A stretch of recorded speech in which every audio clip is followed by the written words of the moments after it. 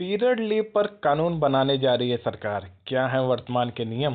दोस्तों, आप लोग पीरियड तो जानते होंगे, जो महिला को एक प्रसव पीड़ा होती रहती है। मतलब कि आप सब समझते होंगे, ज़्यादा गहराई में मैं नहीं समझा सकता हूँ, लेकिन उस कंडीशन में उस महिला पे जो बीतती है वो एक महिला ही समझ सकती है। क्या है मुद्दा, क्यों टॉपिक ये चर्चा में आ रखा है, चर्चा में क्यों है, सब कुछ जानते हैं। उससे पहले आपसे रिक्वेस्ट रहेगी, अगर चैनल पर नए हों तो प्लीज़ सारथी स्टडी पॉइंट को जरूर सब्सक्राइब कीजिए। हाल ही में सरकार पीरियड लीव के लिए नया कानून बनाने पर विचार कर रही है। पीरियड लीव क्या है, सरकार फिर नया कानून लाने पर विचार कर रही है। अभी क्या है नियम, ये भी समझते हैं। दोस्तों, आप लोगों को लगता ही होगा, या जो महिलाएं हैं उन्हें पता होगा कि कितनी पीड़ा होती है पीरियड्स के समय, और बहुत ज़्यादा दयनीय स्थिति हो जाती है। तो इस स्थिति में अगर पीरियड लीव मिलती है तो एक तरीके से उनके लिए बहुत ज़्यादा बेनिफिट होएगा। प्रमुख बिंदु क्या है? जुलाई 2024 में सुप्रीम कोर्ट ने सरकार ने इस मुद्दे पर नीति बनाने के लिए कहा था। कंपनियों को पीरियड लीव देने के लिए मजबूर किया गया, तो उससे उल्टा महिलाओं को ही नुकसान हो सकता है। इसलिए ये मामला सरकार के पाले में छोड़ दिया गया था। सरकार देखी कि क्या करना चाहिए और क्या नहीं करना चाहिए। क्योंकि देखो, सुप्रीम कोर्ट ने ये बात सफा सफा बोली, अगर इसके लिए हम कंपनियों को मजबूर करेंगे ना, तो कंपनियों वाले क्या करेंगे, पीरियड लीव के लिए छुट्टी तो नहीं बनाएंगे, क्योंकि 4 से 5 दिन इसका ड्यूरेशन होता है कुछ। तो उस कंडीशन में ये लोग क्या करेंगे, जो महिलाएं हैं ना कर्मचारी, उनको निकालने की कोशिश करेंगे। तो इससे महिलाओं का ही नुकसान हो सकता है। इस वजह से जो सुप्रीम कोर्ट ने ये गेम सारा किस पे छोड़ दिया था, सरकार के पल्ले में।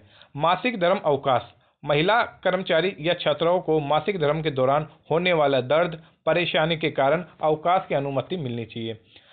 सवैतनिक मासिक धर्म अवकाश का मिलने का क्या प्रभाव पड़ेगा, तो समझते हैं। कार्यबल में महिलाओं के साथ भेदभाव, नियोक्ता महिलाओं को नौकरी देने से बचने का प्रयास करेंगे। पुरुषों को प्राथमिकता दी जाएगी। जहां महिला कर्मचारियों की संख्या ज़्यादा है, वहां पे क्या कंडीशन होगी? अतिरिक्त कर्मचारियों की नियुक्ति, नियोक्ता की लागत में वृद्धि, प्रतिस्पर्धा पर प्रतिकूल प्रभाव। यानी आप लोग देख सकते हो, जहाँ पे जैसे मान लो महिलाओं का सबसे ज़्यादा काम होता है, वहाँ पे क्या कंडीशन हो जाएगी, अतिरिक्त कर्मचारियों की नियुक्ति की जाएगी। क्योंकि जो महिलाएं जिन्हें पीरियड्स आ रखे हैं, तो उसके बाद दूसरे उनके ब्याह पे उस कुछ समय के लिए दूसरे को करा जाएगा। फिर नियोक्ता की लागत में, इससे क्या होगा, लागत में भी वृद्धि होगी। तो कई सारी समस्याएं बताई जा रही है। मासिक धर्म क्या है, थोड़ा समझते हैं। तो मासिक धर्म एक सामान्य प्राकृतिक जैविक प्रक्रिया होती है। महिला के गर्भाशय के अंदर से जननांग के रास्ते रक्त और ऊतक बाहर निकलते हैं। इस प्रक्रिया में एस्ट्रोजन और प्रोजेस्टेरोन जैसे हार्मोन अंडाशय से निकलते हैं। महिलाओं में मासिक धर्म जो चक्र होता है 21 से 35 दिनों के बीच में होता है। लड़कियों में मासिक धर्म की जो शुरुआत है, उनका शरीर गर्भस्राव के लिए तैयार हो जाता है। यानी जिस महिला को मतलब मासिक धर्म आ जाते हैं ना, आ रहे होते हैं, तो एक तरीके से ये समझ लिया जाता है कि वो महिला ना गर्भवती होने के लिए तैयार हो रखी है। अधिकांश लड़कियों को 11 से 12 वर्ष की आयु में मासिक धर्म की शुरुआत हो जाती है। मासिक धर्म के दौरान महिलाओं को होने वाली समस्याएं क्या क्या क्या होती हैं? पहली तो दर्द होती है, उल्टी और बुखार होती है, भारी रक्तस्राव होता है, एकाग्रता की कमी होती है, मूड स्विंग होता रहता है उनका सबसे ज़्यादा, नींद की समस्या आती रहती है, सूजन, जो काम करने में असहज महसूस करते हैं। तो ये सारी समस्याएं होती हैं। महिलाओं को मासिक धर्म के दौरान छुट्टियों की आवश्यकता।